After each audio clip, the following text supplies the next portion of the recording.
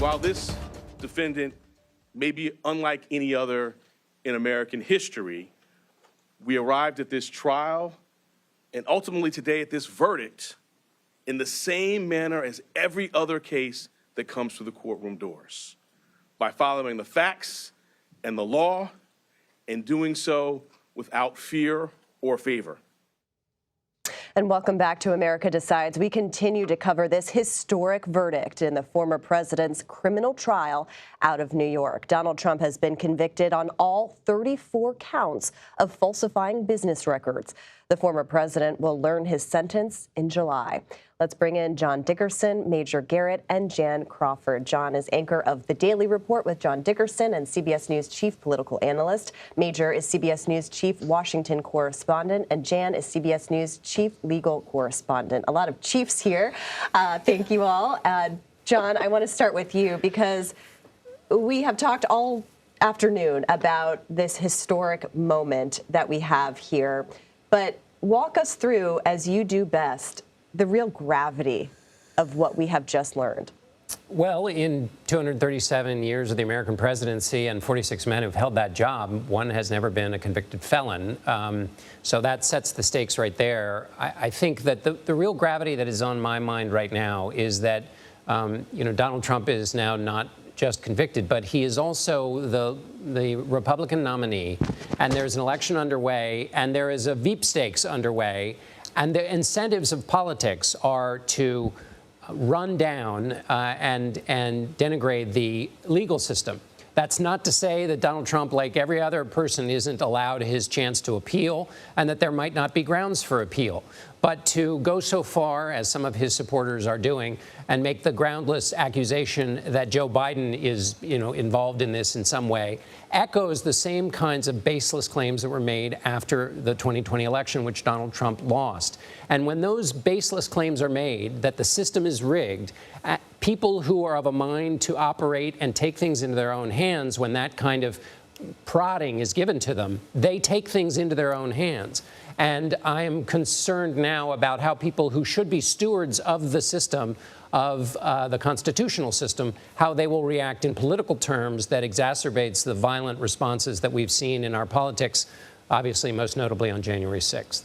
Yeah, Major, to that point, we have seen Donald Trump be able to evade political consequences, legal consequences up until now. Today changes that.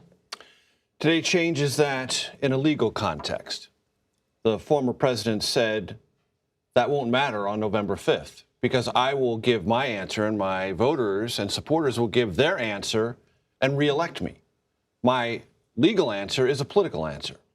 And for the better part of the weeks that this has been proceeding in New York, former president has availed himself of every opportunity to, as John said, criticize, if not denigrate, the legal system and make a political plea. I am being persecuted. I am being singled out. And many of his Republican supporters look at the judge and say there are Democratic connections there, financial and otherwise, to candidates or the prosecutors. What they haven't said, however, and all those things are true, that doesn't mean this case is illegitimately brought, but they are points of political conversation that have a legitimacy to them.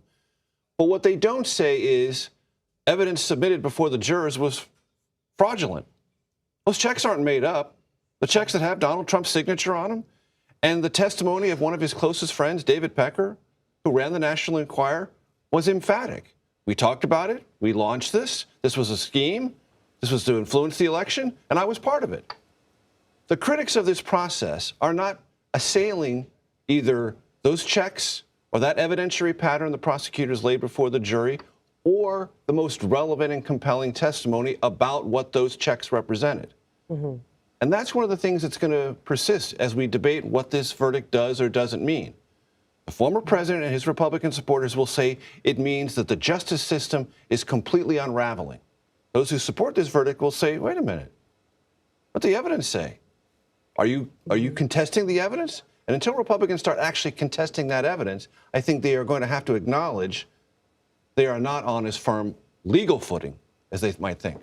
And this happened in the context of a legal proceeding. As much as the former president and allies are describing this as a political theater, it was not. This is a jury of 12 people, Jan, a jury of the former president's peers.